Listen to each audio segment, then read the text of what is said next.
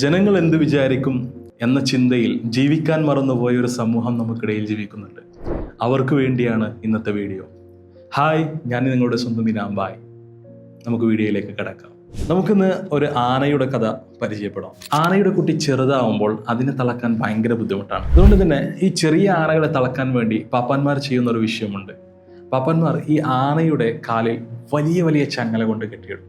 വലിയ ചങ്ങല കൊണ്ട് കെട്ടിയിടുമ്പോൾ ഈ ആനക്കുട്ടി ആ ചങ്ങല പൊട്ടിക്കാൻ ഒരുപാട് ശ്രമിച്ചാലും ആനക്കുട്ടിക്ക് ആ ചങ്ങല പൊട്ടിക്കാൻ കഴിയില്ല. കാരണം ചങ്ങലയുടെ വലുപ്പവും ശക്തിയും ആ ആനക്കുട്ടിക്ക് താങ്ങാവുന്നതിലും കൂടുതലാണ്.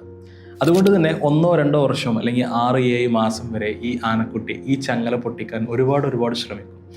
പക്ഷേ അതിനെ കൊണ്ടത് പൊട്ടിക്കാൻ സാധിക്കില്ല. അങ്ങനെ കാലക്രമേണ ഈ ആനക്കുട്ടി ഈ ചങ്ങല പൊട്ടിക്കാനുള്ള ശ്രമം പാടെ ഉപേക്ഷിക്കും. അതുകൊണ്ട് തന്നെയാണ് നാം ഇന്ന് കാണുന്നത് വലിയ ആനയെപ്പോലും ചെറിയൊരു ചങ്ങല കൊണ്ടായിരിക്കും തളച്ചിട്ടിരിക്കുന്നത്. ആ ആനക്ക് വേണമെങ്കിൽ ആ ചങ്ങല പൊട്ടിച്ചിട്ട് കാട്ടിലേക്ക് വേണമെങ്കിൽ ഓടാം. ആ നേരിയ ആന ഒന്ന് കാൽ വലിച്ചാൽ പൊട്ടാവുന്ന അത്രയും ചെറിയ ചങ്ങല കൊണ്ടാണ് വലിയൊരു ആനയെ നമ്മൾ ആനപ്പാപ്പാന്മാർ തളച്ചിടുന്നത്. വേണമെങ്കിൽ പൊട്ടിച്ചു പോകുന്ന ആ ചങ്ങല ആന എന്തുകൊണ്ട് പൊട്ടിച്ചു പോകുന്നില്ല എന്ന് നമ്മളിൽ പലപ്പോഴുമായി ചിന്തിച്ചിട്ടുണ്ടാകാം. എൻ്റെ ഓർമ്മ ശരിയാണെങ്കിൽ ഞാൻ 10ാം ക്ലാസ് പഠിക്കുമ്പോഴാണ് ഈ കഥ ആദ്യമായിട്ട് കേൾക്കുന്നത്. ഈ കഥ പറഞ്ഞു തന്ന മാഷ് ഞങ്ങളോട് പറഞ്ഞൊരു കാര്യമുണ്ട്. ലിമിറ്റിംഗ് ബിലീഫ്സ് എന്ന് പറഞ്ഞു കഴിഞ്ഞാൽ നമുക്ക് ഇത്ര മാത്രമേ ചെയ്യാൻ പറ്റുള്ളൂ, ഇതിൽ കൂടുതൽ നമുക്ക് നേടാൻ പറ്റില്ല, ഇതിൽ കൂടുതൽ നമുക്ക് ചെയ്യാൻ പറ്റില്ല എന്നൊരു ചിന്ത ഉള്ള ഒരുപാട് വ്യക്തികളുണ്ടാവും. ആ വ്യക്തികൾക്കൊരു ദൃഷ്ടാന്തമാണ്, ഒരു വഴികാട്ടിയാണ് ഈ കഥ. അപ്പോൾ നമ്മൾ പറഞ്ഞു, ചെറിയ ആനക്കുട്ടി ആ ചങ്ങല പൊട്ടിക്കാൻ ഒരുപാട് ശ്രമിക്കുന്നുണ്ട്. പക്ഷെ ആനക്കുട്ടിനെ കൊണ്ട് ഇത് പൊട്ടിക്കാൻ സാധിക്കുന്നില്ല. അതിനെക്കൊണ്ട് ഈ ചങ്ങല പൊട്ടിക്കാൻ പറ്റില്ല എന്ന കാലക്രമേണ ഈ ആനക്കുട്ടി വിശ്വസിച്ചത് കൊണ്ടാണ് ഇന്ന് വലിയ ആനകളെ നമ്മൾ ചെറിയ ചങ്ങല കൊണ്ട് തളച്ചിടുന്നത്. അതുപോലെയാണ് നമ്മളിൽ പലവരുടെയും ജീവിതം. ജനങ്ങൾ എന്ത് വിചാരിക്കും, മറ്റുള്ളവർ എന്ത് വിചാരിക്കും എന്നൊരു ചിന്തയിൽ നമ്മിൽ പലവരും ജീവിക്കാൻ മറന്നു പോകുന്നുണ്ട്. അതുപോലെ തന്നെയാണ് ജനങ്ങൾ എന്ത് വിചാരിക്കും എന്ന പേടിയിൽ ജീവിക്കുന്ന നമ്മുടെ പലരുടെയും ജീവിതം. ഇനി നിങ്ങൾക്കൊരു ഉത്തമ ഉദാഹരണം പറഞ്ഞുതരാം. നമ്മുടെ ജീവിതത്തിൽ ഒരു കുട്ടി ജനിക്കുന്നത് മുതൽ മരിക്കുന്നത് വരെ ഉള്ള ഒരു ഉത്തമ ഉദാഹരണം നിങ്ങളുടെ മുന്നിലേക്ക് കാഴ്ചവെക്കാൻ ഞാൻ ആഗ്രഹിക്കുകയാണ്. നിങ്ങൾ ഈ വീഡിയോ കണ്ടുകൊണ്ടിരിക്കുന്ന സമയത്ത് ഒരുപക്ഷെ നിങ്ങളുടെ കുടുംബത്തിൽ ഒരു കുട്ടി ജനിക്കുകയാണ്. ആ കുട്ടിയെ കാണാൻ വേണ്ടി കുടുംബത്തിൽ നിന്ന് ഒരുപാട് പേര് പോകുന്നുണ്ട്. കുട്ടിയെ കാണുന്നു, കുട്ടിയെ കണ്ട ഉടനെ തുടങ്ങുന്നു, ജനങ്ങളുടെ അഭിപ്രായങ്ങൾ അന്ന് തുടങ്ങുന്നു. കുട്ടിയുടെ നെറ്റി കണ്ടിട്ട് കുട്ടിയുടെ അമ്മയുടെ ചേലാണ് അല്ലെങ്കിൽ അച്ഛൻ്റെ ചേലാണ്. കുട്ടിയുടെ കണ്ണ് കണ്ടാൽ കുട്ടിയുടെ അച്ചാച്ചൻ്റെ ചേലാണ് അല്ലെങ്കിൽ അമ്മാമ്മയുടെ ചേലാണ്. കുട്ടി വെളുത്തുപോയി, കുട്ടി കറുത്തുപോയി, കുട്ടി കാണാൻ നല്ല ഭംഗിയുണ്ട്, കുട്ടീനെ കാണാൻ നല്ല ഭംഗിയില്ല. അന്ന് മുതൽ ജനങ്ങൾ തുടങ്ങിയാണ്. അത് കഴിഞ്ഞ് കുട്ടിയെ നമ്മൾ വീട്ടിലേക്ക് കൊണ്ടുവന്ന് കുട്ടിക്ക് ഒരു 2 വയസ്സ് 3 വയസ്സായി. 3 വയസ്സാകുമ്പോൾ അടുത്ത ചോദ്യം, കുട്ടിയെ LKG ചേർക്കുന്നില്ലേ? കുട്ടി LKG ചേർത്ത് കഴിഞ്ഞാൽ അടുത്ത ചോദ്യം, എൻ്റെ കുട്ടി നന്നായിട്ട് പഠിക്കുന്നുണ്ടല്ലോ, നിങ്ങളെ കുട്ടി പഠിക്കുന്നില്ലേ? അത് കഴിഞ്ഞ് 10ാം ക്ലാസ് വരെ അതങ്ങനെ തുടർന്നു പോവുകയാണ്. 10ാം ക്ലാസ്സിൽ എത്തിച്ചേരുമ്പോൾ എൻ്റെ കുട്ടിക്ക് ഫുൾ A+ ആണ്, നിങ്ങളെ കുട്ടിക്ക് എത്ര A+ ആണ്? അത് കഴിഞ്ഞ് +1 +2 കഴിഞ്ഞ് ഡിഗ്രി കഴിഞ്ഞിരിക്കുമ്പോൾ ശമ്പളത്തെക്കുറിച്ചായി ചർച്ച. എൻ്റെ മോൻ എത്രയാണ് ശമ്പളം, നിങ്ങളെ മോൻ ഇത്രയാണ് ശമ്പളം. എൻ്റെ മോൾക്ക് ഇത്രയാണ് ശമ്പളം, നിങ്ങളെ മോൾക്ക് ഇത്രയാണ് ശമ്പളം. എൻ്റെ മോൾ ആ കമ്പനിയിൽ വലിയൊരു സ്ഥാനത്താണ് ഇരിക്കുന്നത്, നിങ്ങളുടെ മോന് അവിടെയാണ്. ആ താരതമ്യം ചെയ്യുന്ന അല്ലെങ്കിൽ ഒരു കമ്പാരിസൺ അവിടെ തുടങ്ങുകയാണ്. അത് കഴിഞ്ഞ് നാട്ടിലെ ചെറുപ്പക്കാരികൾക്ക് ഒരു സമാധാനമുണ്ടോ? ഇല്ല. അത് കഴിഞ്ഞ് അവർ കല്യാണപ്രായത്തോട് അടുത്ത് കഴിഞ്ഞാൽ പിന്നെ അടുത്ത ചോദ്യം, എന്നാണ് കല്യാണം? അവരുടെ കല്യാണമൊക്കെ 21 വയസ്സിന് കഴിഞ്ഞല്ലോ, ഇവരത് 22 കഴിഞ്ഞല്ലോ. നിങ്ങളുടെ കല്യാണം എന്താണ്? നിങ്ങളുടെ മോൻ എന്താണ് ഇതുവരെ കല്യാണം കേൾക്കാത്തത്? നിങ്ങളുടെ മോൾ എന്താണ് ഇതുവരെ കല്യാണം കേൾക്കാത്തത്?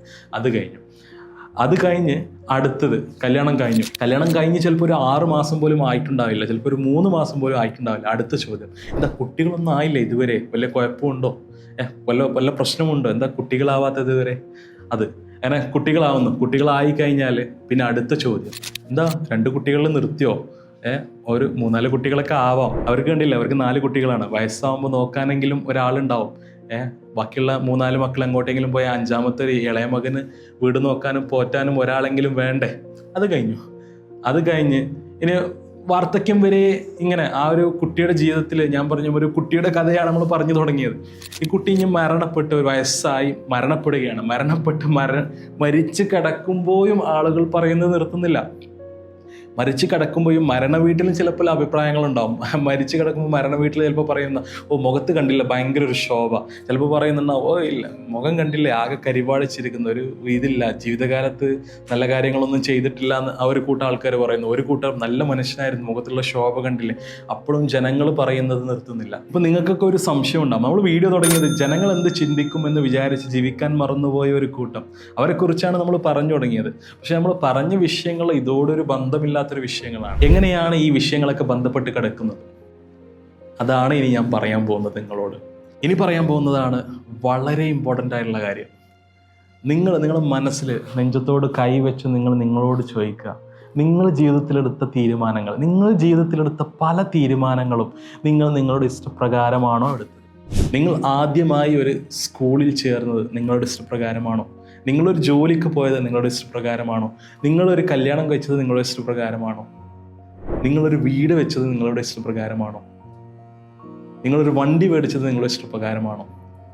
ഇങ്ങനെ ഞാൻ ഓരോ ചോദ്യങ്ങളും ചോദിക്കുകയാണെങ്കിൽ ഒരു 90% ആളുകൾക്കും, ഈ വീഡിയോ കാണുന്ന ഒരു 90% ആളുകളും ജനങ്ങളുടെ സമ്മർദ്ദം മൂലം അല്ലെങ്കിൽ നമ്മുടെ ചുറ്റുമുള്ള ആളുകളുടെ സമ്മർദ്ദം മൂലമായിരിക്കും പല ഡിസിഷൻസും പല തീരുമാനങ്ങളും നമ്മൾ എടുത്തിട്ടുണ്ടാവും. വീട്ടിൽ ചിലപ്പോൾ കഞ്ഞി വെക്കാൻ കാശ് പോലും ഉണ്ടാവില്ല, അടുത്ത വീട്ടിലുള്ളവന് കാറ് മേടിച്ചു കഴിഞ്ഞാൽ നിങ്ങൾക്ക് കാറ് വേണം. എന്താ, അടുത്ത വീട്ടിലുള്ളവന് കാറ് മേടിച്ചു കഴിഞ്ഞാൽ നിങ്ങൾക്ക് കാറ് വേണം, പക്ഷെ നിങ്ങളുടെ വീട്ടിൽ കഞ്ഞി വെക്കാൻ പൈസ ഉണ്ടാവില്ല, സ്കൂളിലെ കുട്ടികൾക്ക് ഫീസ് കൊടുക്കാൻ നിങ്ങളുടെ കയ്യിൽ ഫീസ് ഉണ്ടാവില്ല. അടുത്ത വീട്ടിൽ കാറ് മേടിച്ചപ്പോൾ നിങ്ങൾക്കും കാറ് മേടിക്കണം. ചെറുപ്പക്കാരനാണെങ്കിൽ നിങ്ങളുടെ ഒരു സുഹൃത്ത് ഒരു ഐഫോൺ മേടിച്ച് അവന് ഫുള്ള് വിലസി നടക്കുകയാണ്. അവനെ കാണുമ്പോൾ നിങ്ങൾക്ക് തോന്നുകയാണ് ഞാനും അവനെ പോലെ വിലസി നടക്കണം, ഞാനും അവനെ പോലെ ഷൈൻ ചെയ്യണം, ഞാനും അവനെ പോലെ എല്ലാവരും ഇങ്ങനെ ഉറ്റുനോക്കുന്ന ഒരു വ്യക്തിയായി മാറണം. ഓടിപ്പോന്നു EMIക്ക് ഫോൺ എടുക്കുന്നത്.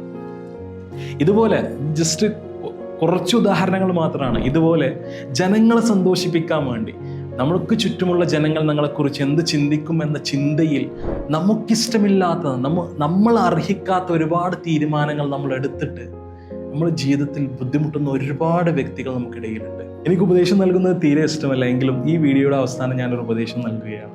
ജീവിതം ഇനിയും ഒരുപാട് ബാക്കിയുണ്ട്. അതുകൊണ്ട് തന്നെ ഇനിയുള്ള ജീവിതം, ബാക്കിയുള്ള ജീവിതം, ഇനിയുള്ള ശിഷ്ട ജീവിതം നിങ്ങൾക്ക് ഇഷ്ടമുള്ള രീതിയിൽ, നിങ്ങൾക്ക് ഇഷ്ടമുള്ള വ്യക്തികളോട് കൂടെ അടിച്ച് പൊളിച്ച് ആസ്വദിച്ച് ജീവിക്കുക എന്നത് മാത്രമാണ് എനിക്ക് നിങ്ങൾക്ക് നൽകാനുള്ള ഉപദേശം. ഈ വീഡിയോ നിങ്ങൾക്ക് ഇഷ്ടമായെങ്കിൽ സബ്സ്ക്രൈബ് ചെയ്യുക. ഇതുപോലെ ഒരുപാട് വീഡിയോസുമായി നമുക്ക് വീണ്ടും കണ്ടുമുട്ടാം. അതുവരെ ഞാൻ നിങ്ങളുടെ സ്വന്തം ഇനാം. ബൈ, ടാറ്റ.